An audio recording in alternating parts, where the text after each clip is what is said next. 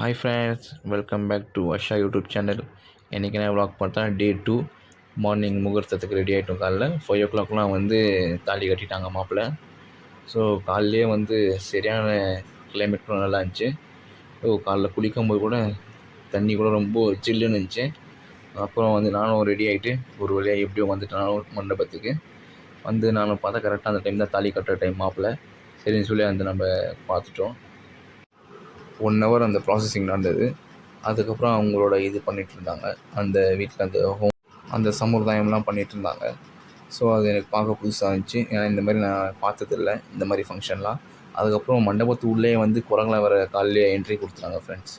அதெல்லாம் மண்டபத்துள்ளே அந்த வாட்டர் பாட்டில்லாம் திறந்து தண்ணி குடிச்சிட்டு, இன்னொரு குரங்கு என்ன பண்ணுச்சுன்னா, வண்டியில் ஒரு 7up பாட்டில் ஒன்றுச்சு, அது ஓப்பன் பண்ணி குடிச்சிட்டு கீழே போட்டு போகுது. அதுக்கப்புறம் நாங்கள் கிளம்பியாச்சு.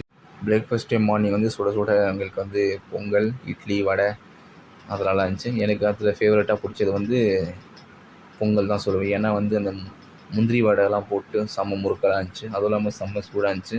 சாப்பிடும்போது அந்த கிளைமேட்டுக்கு எனக்கு ரொம்ப சூப்பராக இருந்துச்சு. அதுக்கப்புறம் சாப்பிட்டு வெளில நாங்கள் வெதர் என்ஜாய் பண்ணிகிட்டு இருந்தோம். செம்ம கிளைமேட் இருந்துச்சு.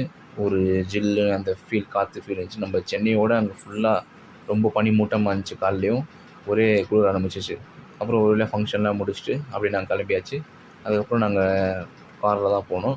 ஸ்டேஷனுக்கு போயிட்டு காரில் போய் ரீச் ஆகுது 1 hour ஆகிடுச்சு கம்பல்சரி. 1 hour later. நாங்களும் அடித்து பிடிச்சி எப்படியும் ஸ்டேஷனுக்கு வந்தாச்சு ஃப்ரெண்ட்ஸ்.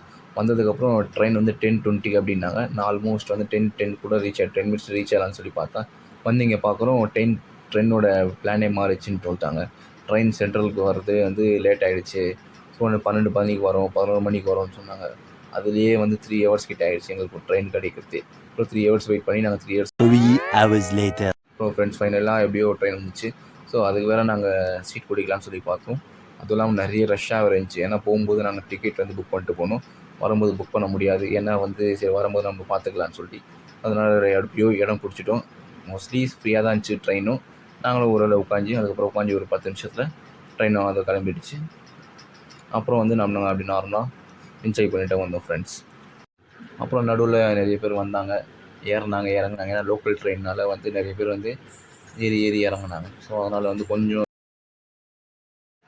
பப்ளிக்கும் அதிக பேர் இருந்தாங்க. அதெல்லாம் கொஞ்சம் நெரிசல் இருந்துச்சு. எங்களுக்கு இடம் கிடச்சிருச்சு.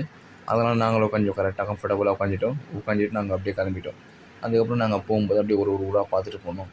எங்களுக்கு விண்டோ சீட் கிடச்சதுனால எல்லோரும் அப்படியே பார்த்துட்டு ஒரு வீடியோ மாதிரி எடுத்துடலாம், நேச்சுரல்ஸோடு என்ஜாய் பண்ணிவிட்டு ஜில்லுன்னு காற்றுலாம் வாங்கிட்டு அப்படியே போனோம். அதுக்கப்புறம் போக நம்ம திண்டிவனம்லாம் வரும்போது நம்மளுக்கு நார்மல் ஆகிடுச்சு வெதர். ஏன்னா கிளைமேட்டும் கம்மியாகிடுச்சு.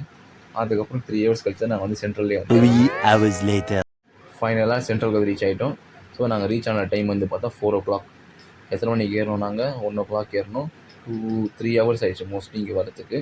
அதுக்கப்புறம் எப்படியோ நாங்கள் ஒரு சென்ட்ரல் வந்துட்டோம். வந்ததுக்கப்புறம் பிளாட்ஃபார்ம்லாம் நம்ம ஏறி இறங்கிட்டு அதுக்கப்புறம் நார்மலாக நம்ம ஸ்டேஷன்லேருந்து வெளியே வந்துட்டோம் ஃப்ரெண்ட்ஸ். வந்ததுக்கப்புறம் சரி ஆட்டோ பிடிக்கலான்னு சொல்லி பார்த்தோம். ஆட்டோ எங்கேயுமே கிடைக்கல. அப்புறம் அந்த கார்னரில் போய் தான் ஒரு வழியாக பார்த்து பிடிச்சிட்டோம். பிடிச்சதுக்கப்புறம் அவங்க கேட்குற ரேட்டு பார்த்தா ஓலா ஊபரோட அதிகமாக கேட்குறாங்க. அப்புறம் ஒருத்தர் வந்ததுக்கப்புறம் அவங்ககிட்ட சொன்னோம், இந்த மாதிரி இந்த ஏரியாவுக்கு போகணுன்ட்டு.